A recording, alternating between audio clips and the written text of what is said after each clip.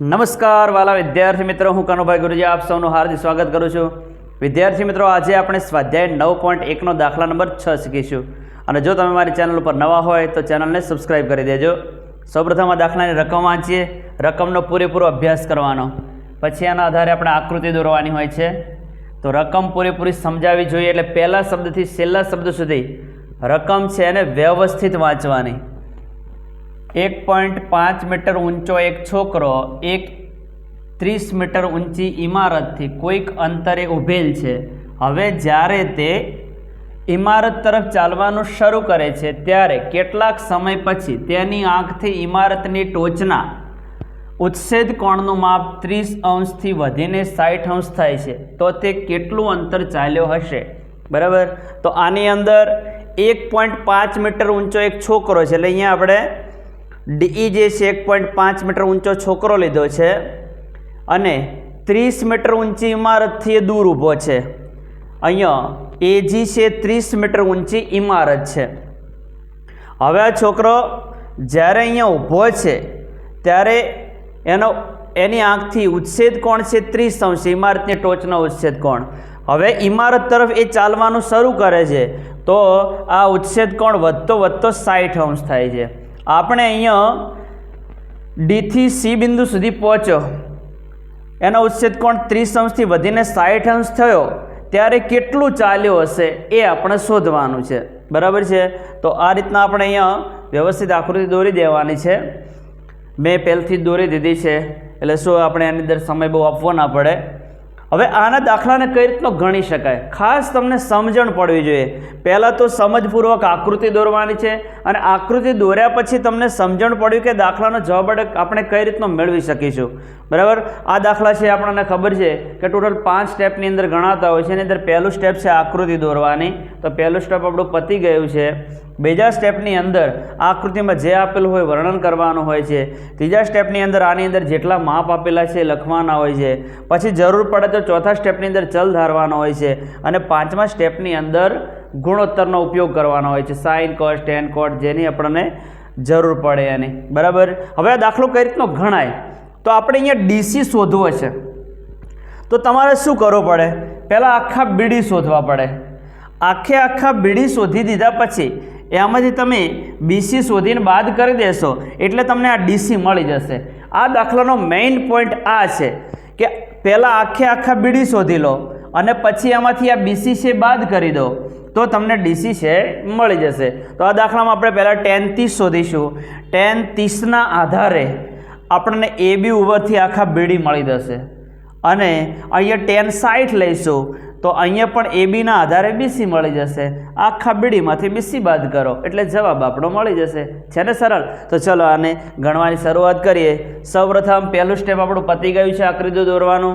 બીજું સ્ટેપ છે આકૃતિનું નાનકડું વર્ણન. તો અહીંયા એકાદ બે લીટીની અંદર જેવું ફાવે એવું આપણે વર્ણન કરી દેવાનું. તો અહીંયા ડીઈ જે છે એ છોકરો દર્શાવે છે અને એજી જે છે એ ઇમારત દર્શાવે છે. તો અહીંયા લખીએ આકૃતિમાં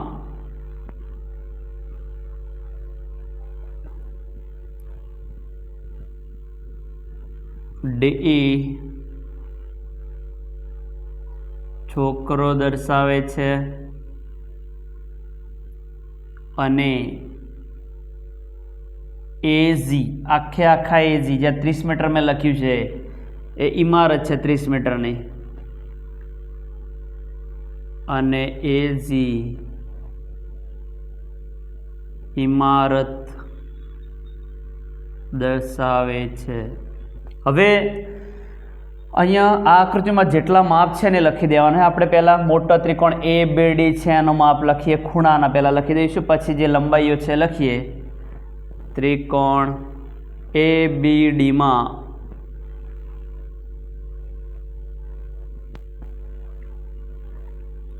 ખૂણો બી બરાબર 90 અંશ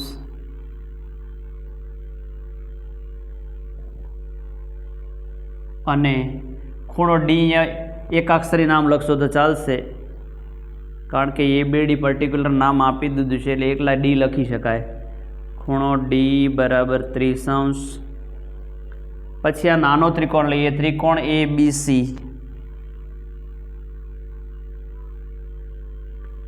ત્રિકોણ એબીસીમાં ખૂણો બી તો 90 જ આવશે.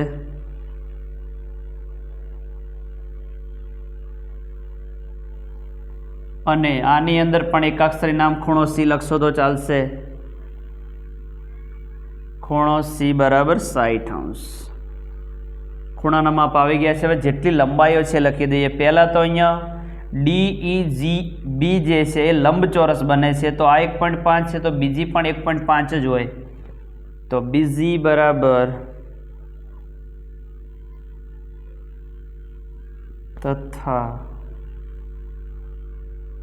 બીજી બરાબર DE બરાબર 1.5 મીટર તથા અને કરીએ. હવે આ AB મેળવવા માટે આખા 30માંથી આ 1.5 છે બાદ કરી દઈશું, એટલે આપણને AB મળી જાય. AB બરાબર 30 માઇનસ 1.5 એટલે આપણને મળી જશે 28.5. બરાબર, લંબાઈઓ આટલી બરાબર છે આ રીતની. હવે આપણે સૌપ્રથમ આખા BD મેળવવા છે, એના માટે tan 30 લઈ લઈએ. તો tan 30° બરાબર 30° સામેની બાજુ AB ભાગ્યા પાસેની બાજુ BD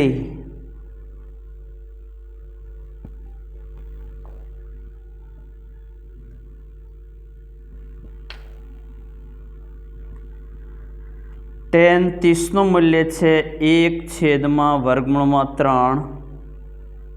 AB આપણી પાસે 28.5 છે, જે તરત જ મેળવ્યા અને અહીંયા લખ્યા પણ છે આકૃતિમાં. BD આપણે શોધવા છે. હવે BD અહીંયા ભાગાકારમાં છે, અહીંયા આવે એટલે ગુણાકારમાં જતા રહેશે. BD બરાબર બીજું વર્ગુણો 3 અહીંયા છેદમાં છે, અહીંયા અંશમાં જતા રહે, ભાગાકારમાં છે, ગુણાકારમાં જશે.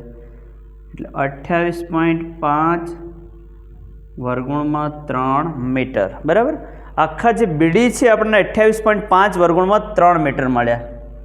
હવે આપણે BC મેળવવા છે. BC માટે tan 60° લઈશું.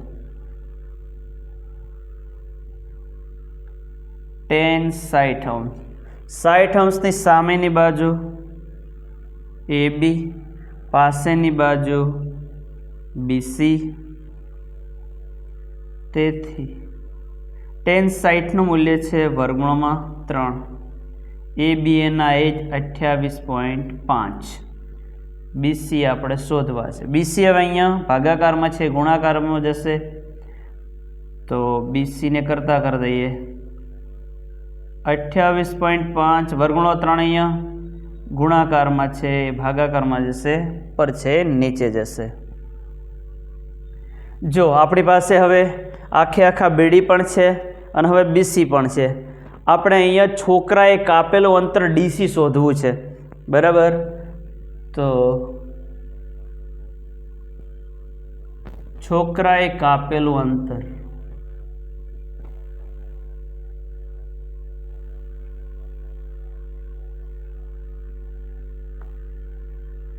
બરાબર આખા BDમાંથી અહીંયા DC એકવાર લખીએ. DC શોધવું છે, તો આખા BDમાંથી BC આપણે બાદ કરીશું. મેં શરૂઆત હમણાં વાત કરી કે આખા BDમાંથી આટલા BC બાદ કરો એટલે તમને DC મળી જાય.